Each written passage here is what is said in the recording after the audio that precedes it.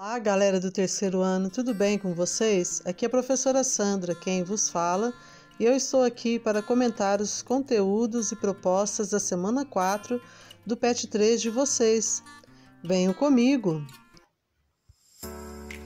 Nessa semana nós vamos falar um pouquinho sobre dois estilos literários, sobre duas escolas literárias, que são o realismo e o naturalismo.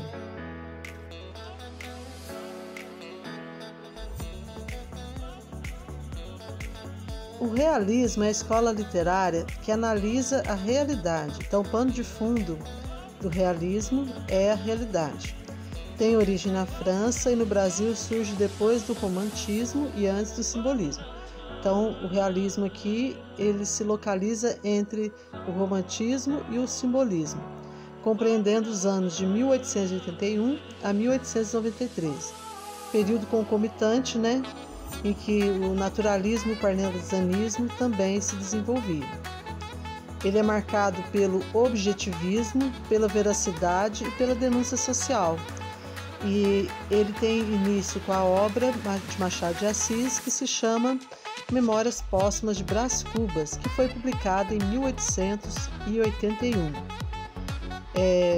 O que acontecia no Brasil dessa época? Então, quando o realismo surgiu no Brasil em 1881, o país passava pelo processo do abolicionismo, que foi um movimento que tinha surgido na Europa e promoveu o fim da escravidão brasileira em 1888.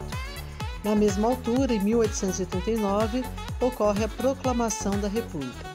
É nesse cenário, influenciado pelo positivismo, pelo socialismo e pelo marxismo, que se desenvolvem ao longo dos anos de 1800 o realismo no Brasil. E aqui nós temos algumas características desse período literário.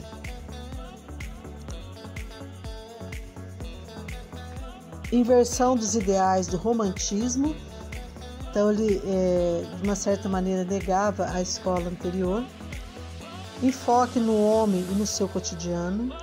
Crítica social. Linguagem simples e objetiva. Personagens e ambientes descritos de forma detalhada. O realismo no Brasil, ele dá enfoque, portanto, ao homem, ao seu cotidiano e à crítica social. Assim, por meio de uma linguagem simples e objetiva, as obras são ricas na descrição de detalhes, características que visam ou objetivam aproximar o leitor o mais possível da realidade.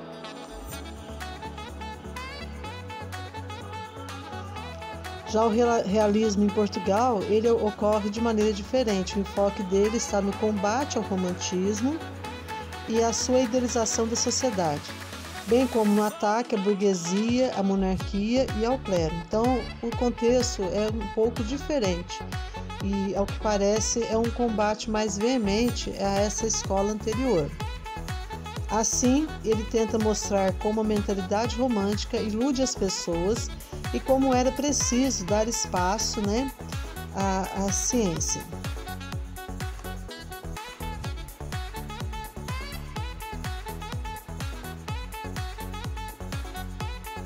E aqui nós temos, gente, algumas obras do realismo brasileiro. Nós temos aí Memórias Póstumas de Brás Cubas, de Machado de Assis. Ele é um clássico da literatura brasileira, é a obra de maior destaque de Machado de Assis e aquela que vai inaugurar o período realista no Brasil.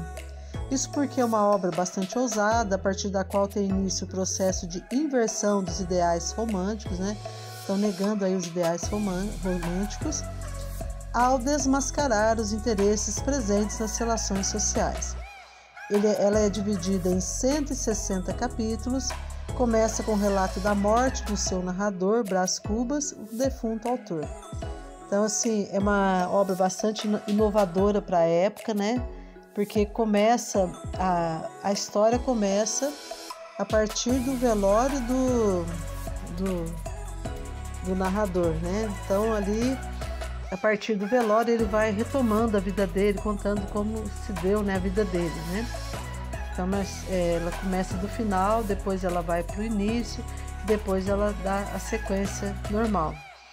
Então, assim, é uma obra realmente, assim, o tempo dela, não é um tempo que segue uma ordem cronológica, é um tempo psicológico, é o tempo das lembranças dele. Lembranças depois da morte dele, então por isso ela é uma obra bastante inovadora.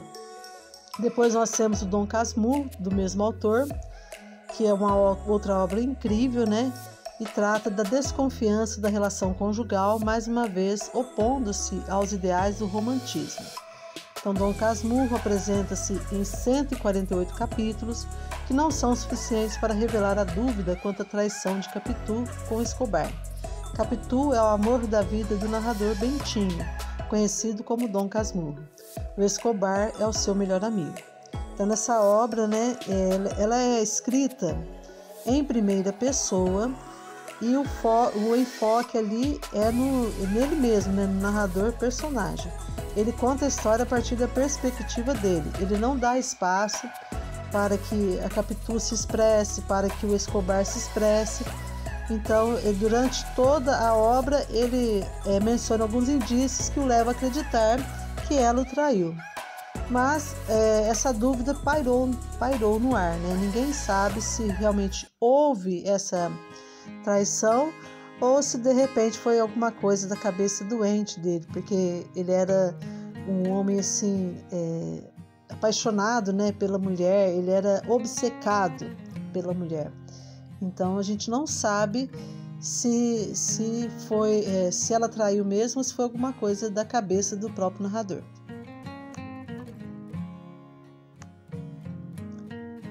Depois nós temos Quincas Borba, né? Também do Machado de Assis, e aí se completa a trilogia realista de Machado de Assis, obra em que ele aborda a questão dos casamentos por interesse.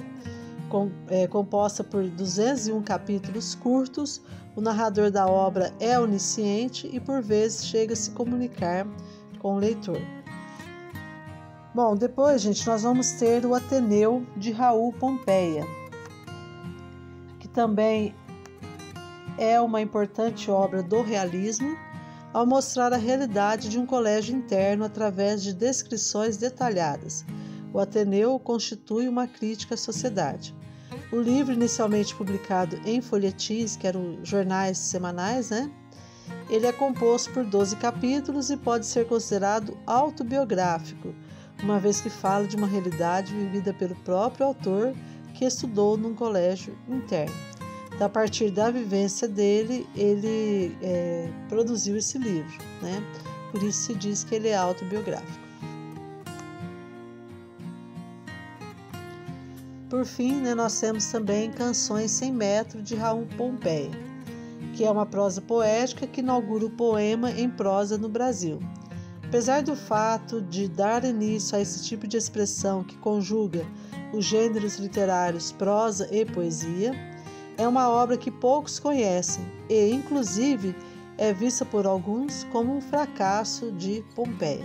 Então, essa obra não tem muita expressividade, né? Não é muito conhecida.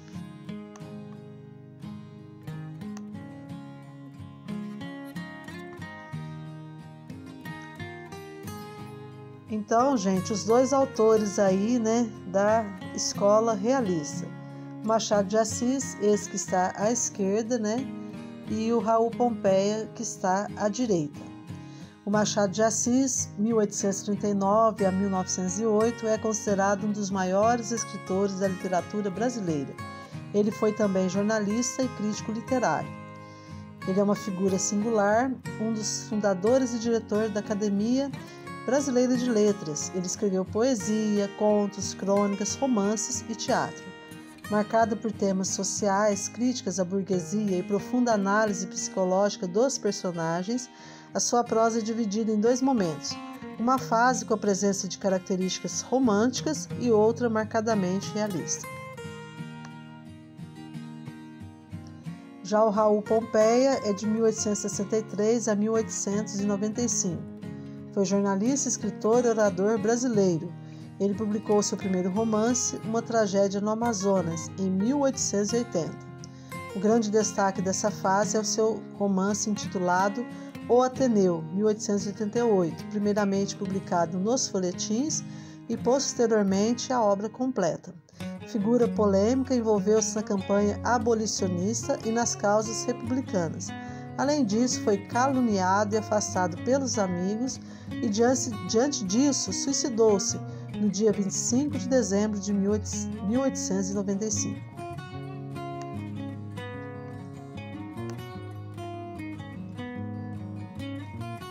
E aqui, pessoal, nós temos mais 3 autores e vem a seguinte questão: Aloysio Azevedo, Rodolfo Teófilo e Visconde de Toné são realistas? Então, Aloysio Azevedo à esquerda, no meio o Rodolfo Teófilo e à direita o Visconde de Toné. Engraçado que essas pessoas gostavam do bigode, né, pessoal? Pois bem, então, com relação à questão, né, Machado e Pompeia são os autores em cujas obras as características do realismo são marcantes.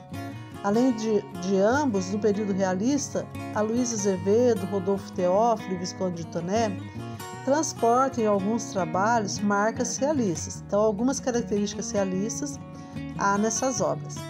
O Aloysio Azevedo e o Rodolfo Teófilo, eles pertencem ao naturalismo, o qual é considerado por alguns estudiosos uma vertente do realismo. Então, o naturalismo, gente, seria como se fosse um exagero do realismo. A crítica realista é mais sutil do que no naturalismo, tá? Então, as duas escolas literárias apresentam semelhanças, especialmente no que respeita à representação da realidade e à inversão dos ideais românticos. Visconde de Toné, por sua vez, ele já pertence ao romantismo. No entanto, a sua obra de maior destaque, Inocência, conjuga características românticas e realistas. Para alguns críticos literários, Inocência marca a transição do autor entre uma escola e outra. E agora, pessoal, nós vamos ver um pouquinho sobre o naturalismo no Brasil. O marco inicial é o romance O Mulato, de Aloysio de Azevedo, em 1881. Características: linguagem coloquial, mais próxima da realidade, observação da realidade, retrato objetivo da sociedade. Evolucionismo, cientificismo e positivismo, descrição de ambientes e personagens, problemas humanos e sociais. Então, essas são as características do naturalismo. O naturalismo, portanto, gente, ele faz aí uma crítica social, uma crítica mais veemente do que no realismo. Então, ele é uma vertente mais forte, mais incisiva do realismo. Os autores naturalistas brasileiros, vamos ver. Então, nós temos o Aloysio Azevedo, que foi uma figura multifacetada, porque ele era jornalista, romancista, contista, cronista, diplomata, desenhista, pintor e caricaturista. Olha que currículo, hein, gente? A despeito de apresentar uma obra de caráter notadamente naturalista, alguns estudiosos afirmam que sua produção literária muitas vezes apresenta características românticas e realistas. Suas obras que merecem destaque são O Mulato, 1881, Casa de Pensão, 1884 e O Cortiço, 1890. Depois nós temos o Adolfo Ferreira Caminha, de 1867 a 1897. Um dos principais representantes da literatura naturalista brasileira foi esse autor, Publicou sua primeira obra em 1886, intitulada Voos Incertos. Sua produção literária é marcada por temas de violência, perversão, homossexualidade, crimes e tragédias. A obra que merece destaque é A Normalista, de cunho regionalista. Além disso, O Bom Crioulo foi um romance ousado por abordar a temática homossexual. Depois nós temos, gente, o Herculano Marcos Inglês de Souza, que foi um dos fundadores da Academia Brasileira de Letras e foi um professor, advogado, político, jornalista e escritor brasileiro. Ele publicou O Coronel Sangrado em 1877. Entretanto, foi em 1891 que ele adquiriu reconhecimento literário com a publicação da obra O Missionário, na qual aborda a influência do meio sobre o indivíduo.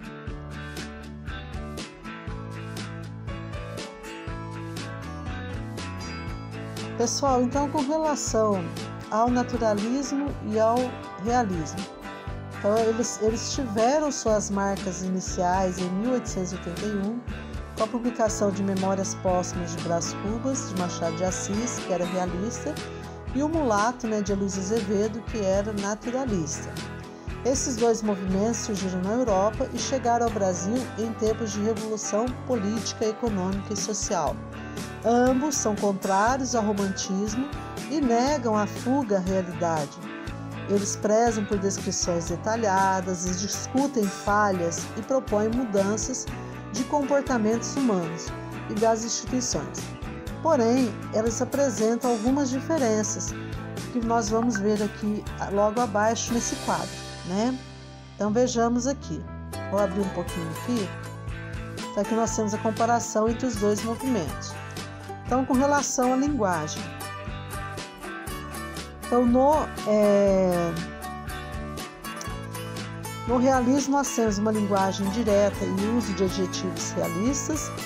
Já no naturalismo, a linguagem é simples e tem o uso de regionalismos. Os personagens no realismo são heróis, os heróis são pessoas comuns, com defeitos, personagens com elaboração psicológica trabalhada. Já no naturalismo, o ser humano é mostrado como animal. Os personagens são patológicos, ou seja, são doentes, se apresentam comportamentos doentios. Depois nós temos as influências. Então, no realismo, as influências do materialismo, universalismo, cientificismo. Já no naturalismo é objetivismo, cientificismo e determinismo. A narrativa. Lá no realismo, há descrições de ambientes e personagens, e a narrativa é lenta. Já no naturalismo, há demonstração de detalhes e harmonia e clareza na composição. Principais temas no realismo é a vida cotidiana, crítica às instituições sociais e aos valores burgueses. E lá no naturalismo, nós temos o sensualismo e o erotismo, temas mais sombrios, e o engajamento social. Aqui, pessoal, eles colocaram um acento onde não existe, viu?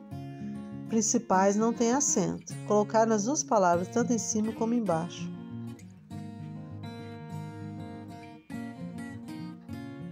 Bom, gente, falei um pouquinho, sobre o conteúdo e agora nós vamos falar sobre as questões, tá? Deixa eu abrir aqui para vocês. Vejamos aqui.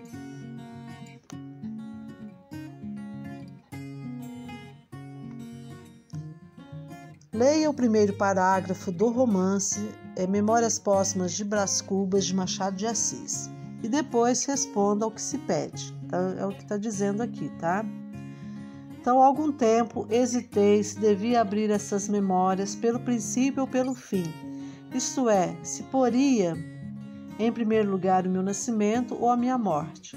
Suposto o uso vulgar seja começar pelo nascimento, duas considerações me levaram a adotar diferente método. A primeira é que eu não sou propriamente um autor defunto, mas um defunto autor, para quem a campa foi outro berço. A segunda é que o escrito ficaria assim mais galante, mais novo.